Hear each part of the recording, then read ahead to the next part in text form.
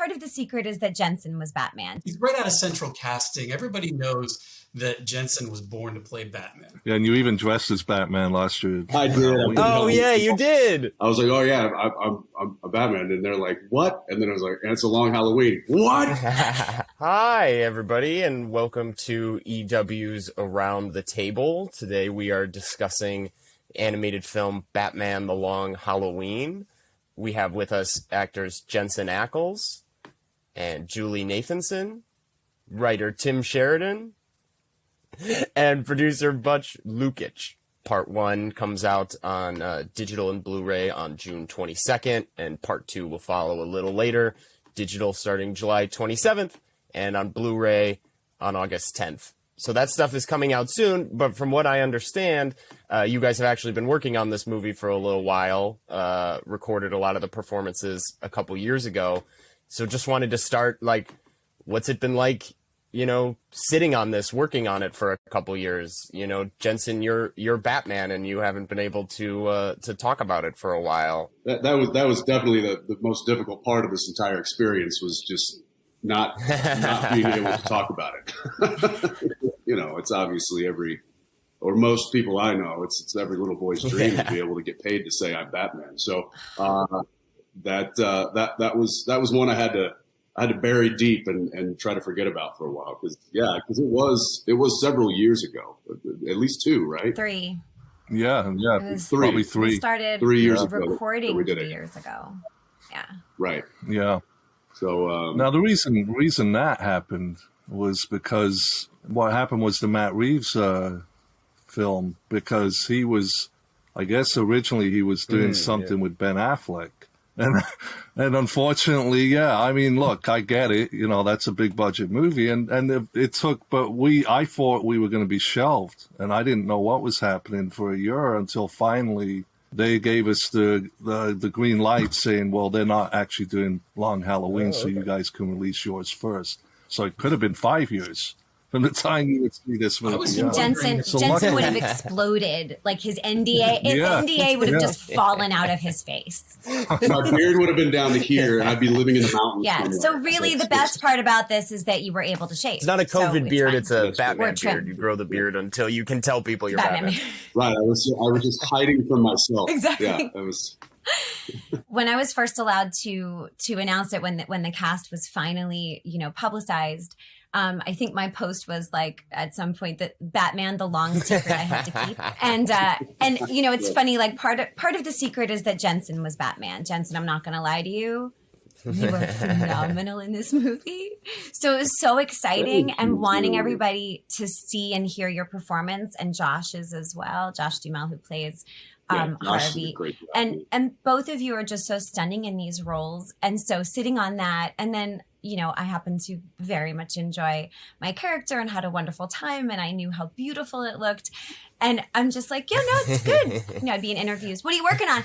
Just stuff. Just stuff. You got anything coming out? Sometime there will be a thing. You'll like a thing. Circle back to me when you hear about Thing. We can talk about Thing. Well, and also, I'd like to bring up Naya Rivera. Of course, she obviously was involved in this, and unfortunately, because of the delay, things happen. And I wish she was here with us now, but unfortunately, Naya, it's really sad. She's magnificent in this too. She really is. She voices Catwoman, in case the viewers haven't heard. Yeah. And I guess I wanted to talk about that in her role a little bit. Batman stories, you have these female characters who are really in the center of the story and not taking crap from the men a lot of the time. So, Julie, if you wanted to talk a little bit about how you find kind of the role of the female characters in this movie. There's a lot of, duality in this particular film. And I think that would be, par for the actual course. But I think the female characters have their own two sides. I see that very much. I know I hold that as Gilda, and, having having sort of a her own personal space and stuff that she's, you know, obviously dealing with, and maybe her guardedness because of pain mixed with her desire to connect with her husband. So the women get to play with that duality too. The women get to play with that kind of strength as well. And Amy Landecker plays Barbara Gordon. And she's wonderful. I happen to like her as a human as well. So, you know, I'm biased, but you don't have to be biased with Amy. And just, there are just wonderful performances, and Naya is spectacular as Catwoman and embodies so much strength and so much agency. So that was, you know, it was a delight, and it's refreshing to see. In this one, you know, one of the themes that Butch and I started talking about in the beginning, one of the themes from the book that we really thought would lend itself to the film was that of family. And, you know, we see what Gotham City, what service to Gotham City is doing to the families that have built it. Yeah.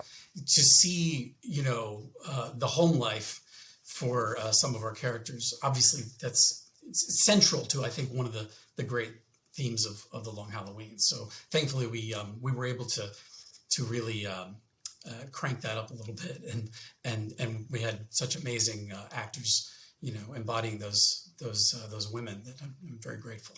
Yeah, a lot happens in the Long Halloween is kind of one of the things about this story, and so I kind of wanted to go back to the top.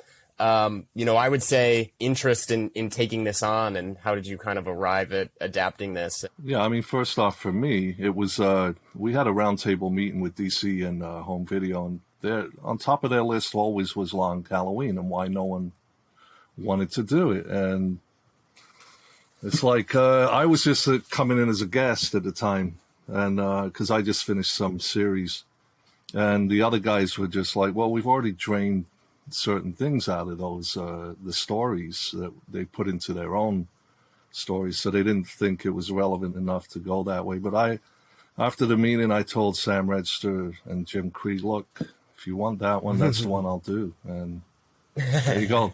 That's why it's good. And then we brought Tim in because he's one of our strongest writers, and you know, we had quite a bit of time to work out, you know, how we're going to make this work cinematically, because there's certain things in the comics that were tough that wouldn't wash if we had to do it. We sat down. I mean, I think the reason why people were kind of apprehensive about doing it, I would imagine, is because it does feel like a really big task to adapt the story, the 13 issues of the book, which is segmented by there we go. There's a clock. There you go. There it is.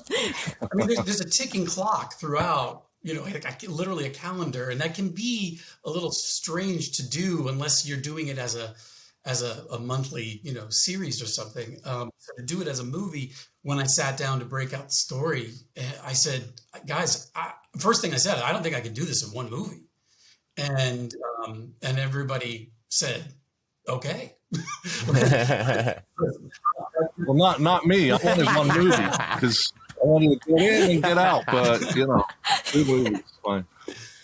It's a testament to Tim's persuasiveness. I threw my hands in the air. No, everybody was on board. They said, great. You know, they said, go ahead and do it in 2. I said, 3?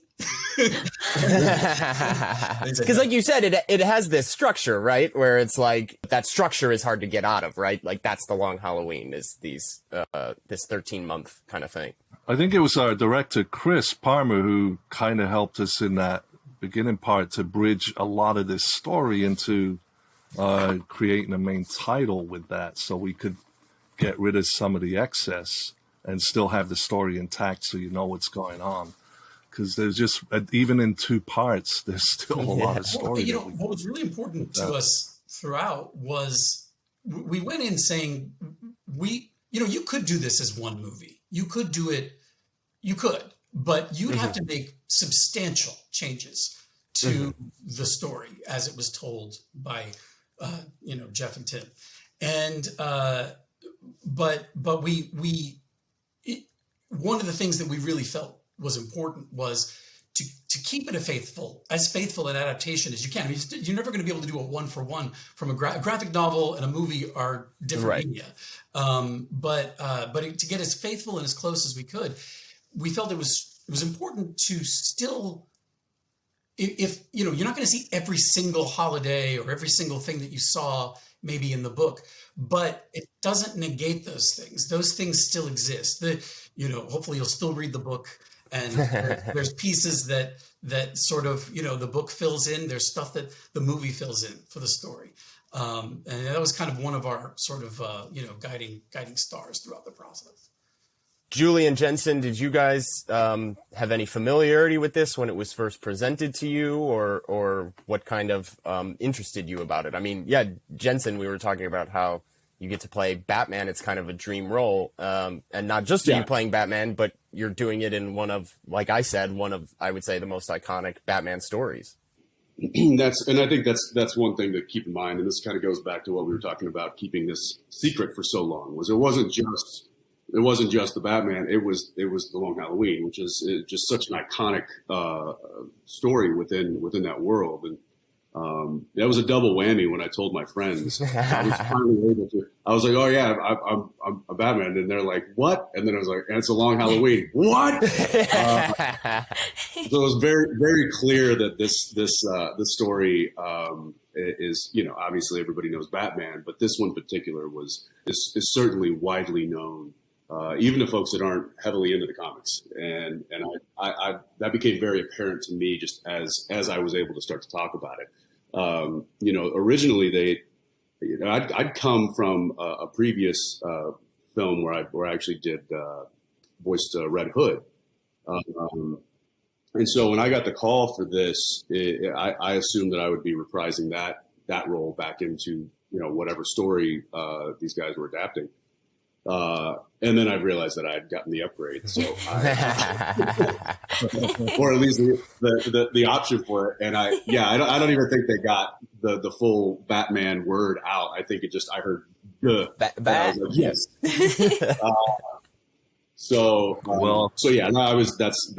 That's not even something that I had to think about. No, it was a no-brainer for us. And then to hear that it was Long Halloween, and it just compounded the fact that I had to keep this secret for so long. It was like sitting on a bomb. Yeah, and you even dressed as Batman last year. I did. Oh yeah, you did. I couldn't help myself. I had this wonderful crew person that I was working with who actually made handmade costumes and cosplay stuff, and awesome. She didn't even know. Wow. She had done a Red Hood version for me. Yeah. She's like, I want to do a Batman. Would you be my, mannequin essentially? And I was just inside. I was just like, oh, if you only knew.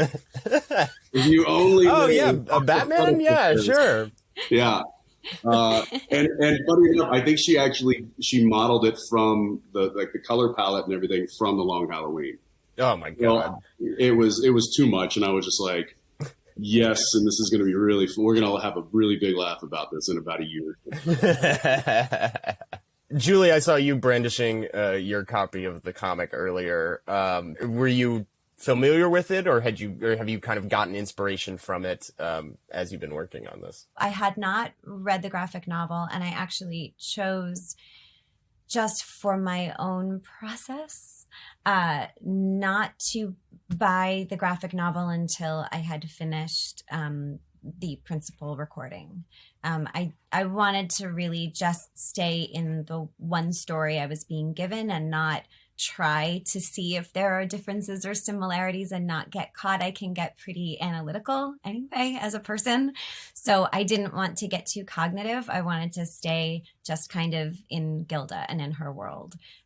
So following principal recording, I did treat myself to the graphic novel, and now I'm sorry, what are you talking about? This old thing? Don't worry about it. It's fine. I mean, I took my wallpaper down before this. But it's really easy to see why it's so beloved and why it's so iconic. And now, having experienced both, I feel so excited for fans to watch this movie. Mm-hmm. Genuinely excited. I think people have not only been waiting for the Long Halloween, but they've also been waiting for Jensen as Batman.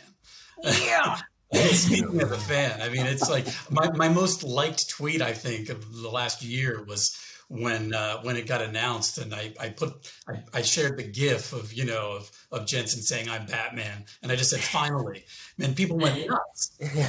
I remember when you posted that. He's right out of central casting. Everybody knows that Jensen was born to play Batman, so I'm so excited for people to get to see this movie and see what he does. Yeah, it was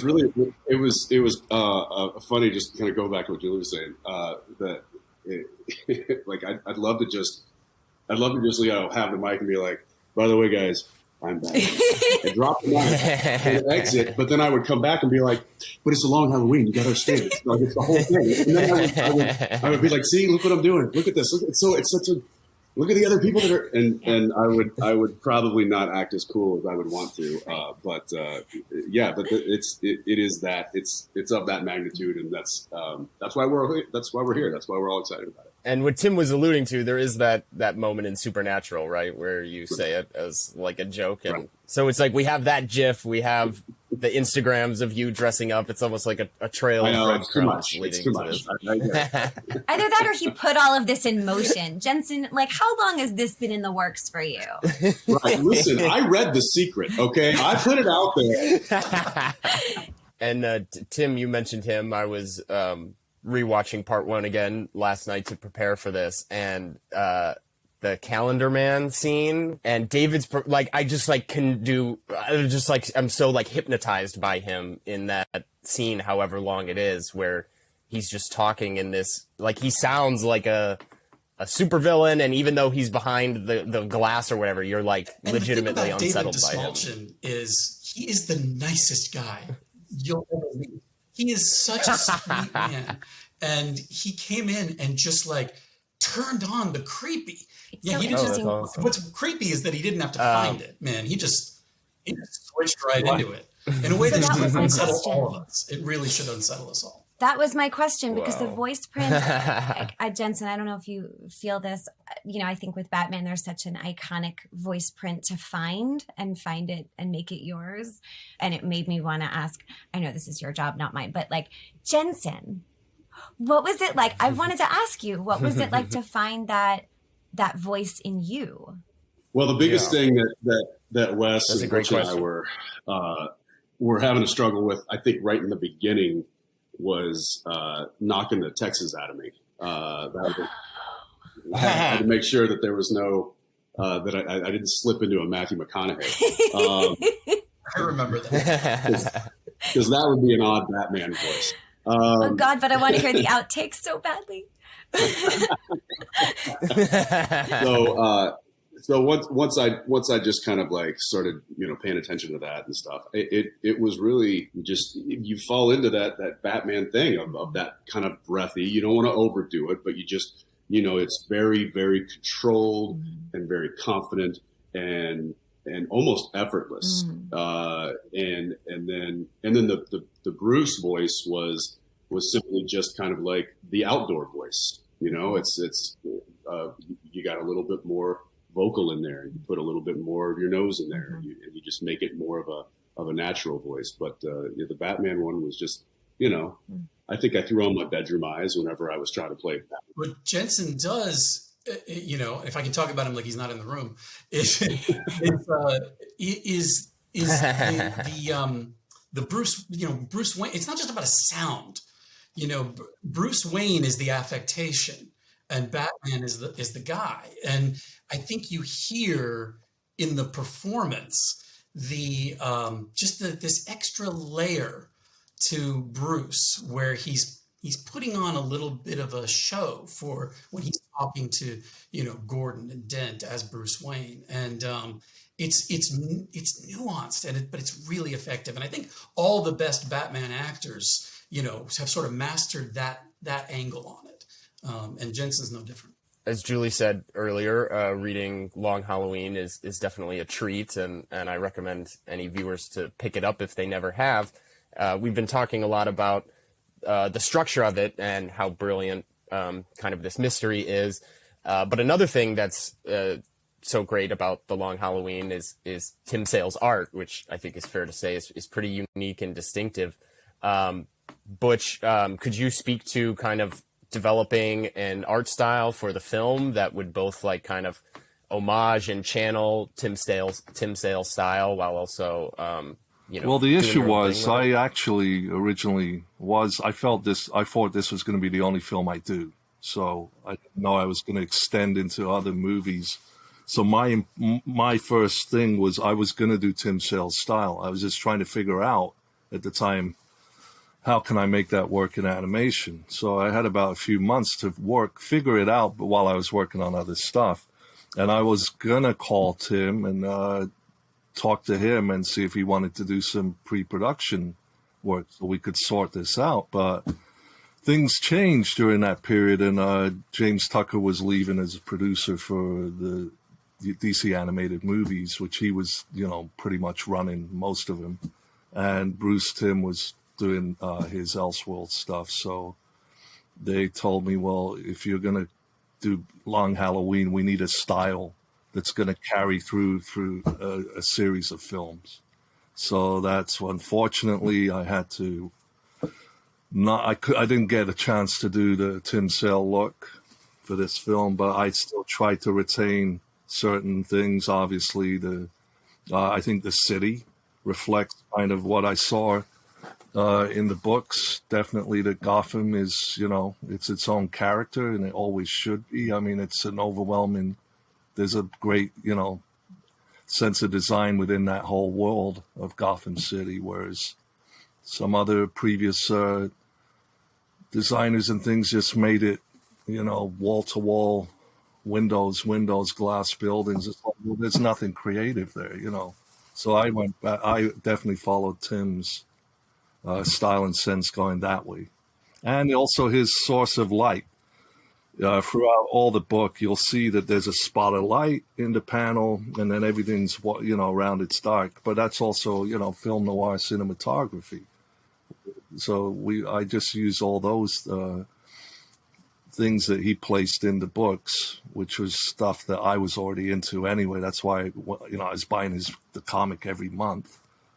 And Batman the Animated Series and Long Halloween do something similar, I think, right? Where it's almost like purposefully anachronistic, and there'll be maybe like an old phone but there's also a TV, like it's kind of almost timeless or and that was also the other part. I felt, okay, yeah, I'll keep this in that timeless sense where the book is and what we used to do originally. And, Metropolis will always be the modern city. And Gotham is the old world where you actually don't know, well, based on the cars driving around, is this the 40s? But then the cops are dressed, more modern. So odd things, but that it fits in that world. I mean, that's all integral to the story. Gotham City, Gotham City as a city. I mean, right in the beginning, Bruce talks about how this city has fallen. But fallen implies that it was once something great, or at least it could have been.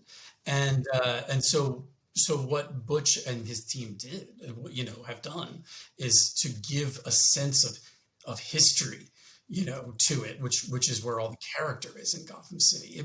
It's beautiful, but it's broken. And this is all part of trying to fix it. That's what we're doing. But that's also that's the characters, beautiful and broken, and trying to fix it. And a lot of characters in this are broken. And, actually, the one thing people tend to forget is this is the second year of Batman. So when you watch the movie, you got to realize you're not getting this Batman that knows, is perfect and pulls out the right gadget. He's a guy still learning his trade, and he's thinking, and he fumbles. So that is the Batman that this year two Batman is. Of course, we see when the story begins, Harvey Dent just has one face, so that tells you that we're relatively early in Batman's career.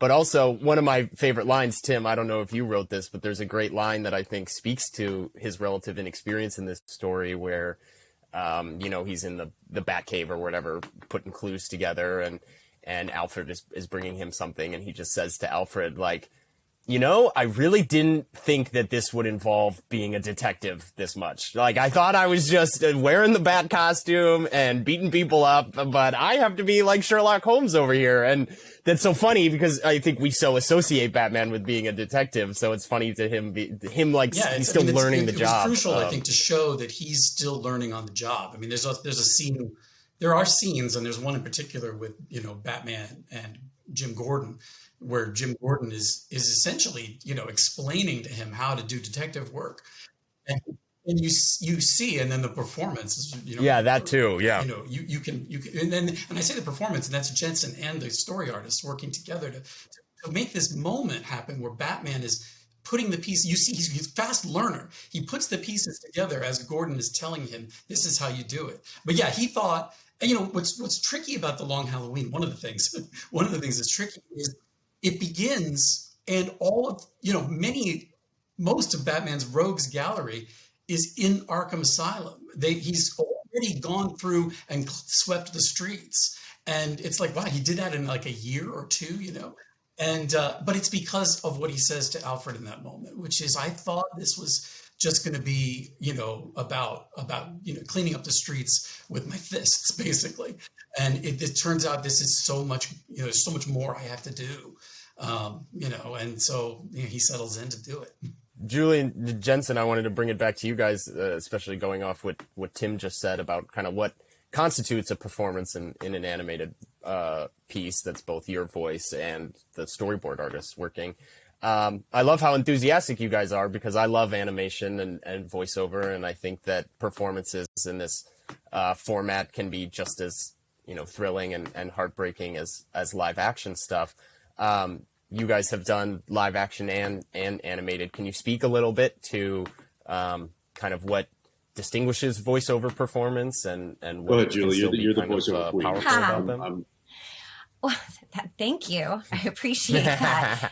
I mean, Your Highness will do. Don't worry about it. Well, it's interesting. I started out on camera, and it was lovely, and I worked, and it was really fun. And I found voice acting pretty quickly, and fell in love with it, and ended up leaving on camera behind pretty easily. I found that for me, there was so much more room to play. And there's something about being in this nondescript booth and having to imagine every single thing around me. And many times I have to imagine the other person I'm working with because I can't even hear them. Mm-hmm. For this particular project, it's another reason why I chose not to allow myself to take a look at the source material, because I wanted to actually not have a picture of her. I just wanted to see where my voice and feeling would take her. And then to see how Gilda was depicted was so exciting.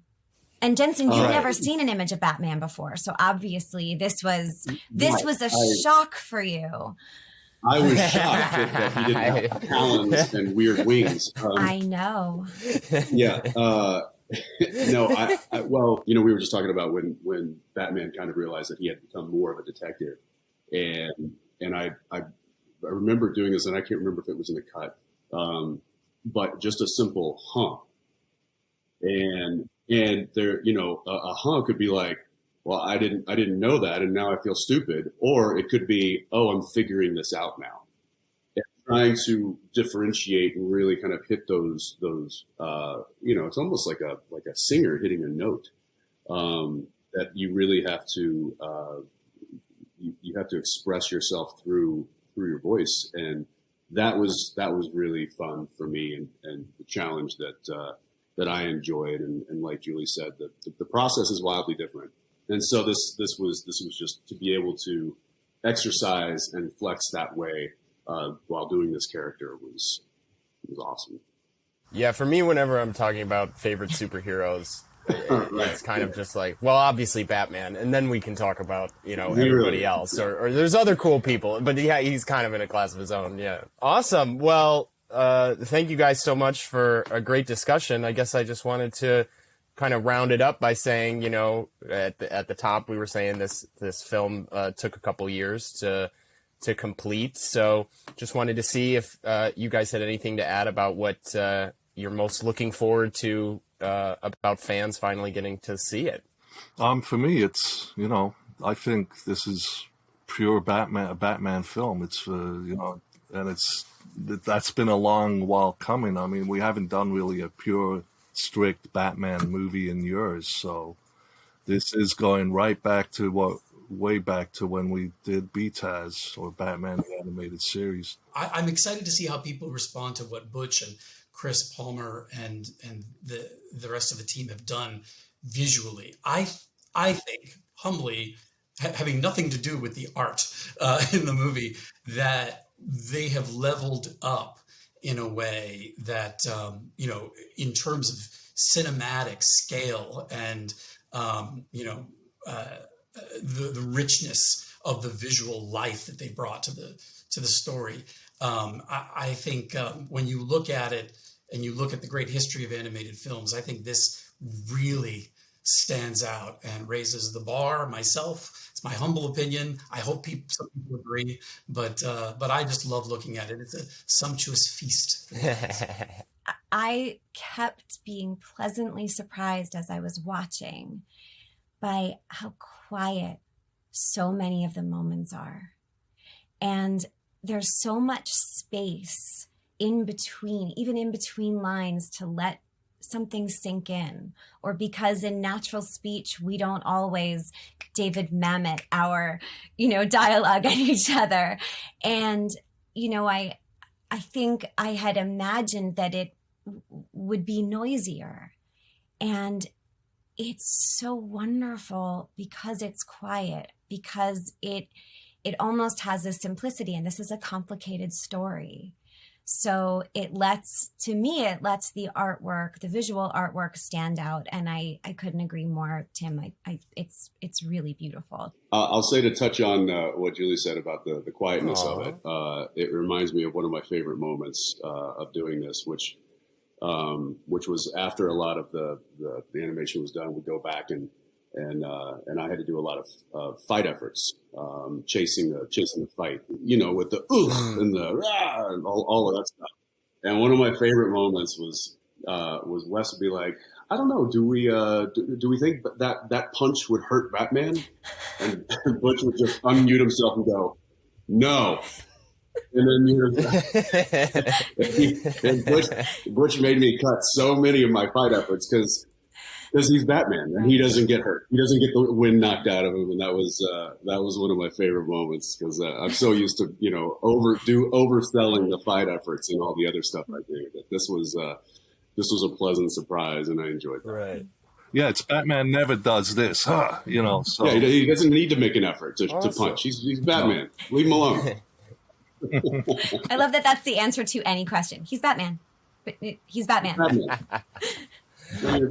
Well, thank you guys so much, Jensen Ackles, Julie Nathanson, Tim Sheridan, Butch Lukic, for joining this discussion of Batman the Long Halloween, Part 1 coming June 22nd and Part 2 following later this summer. Christian.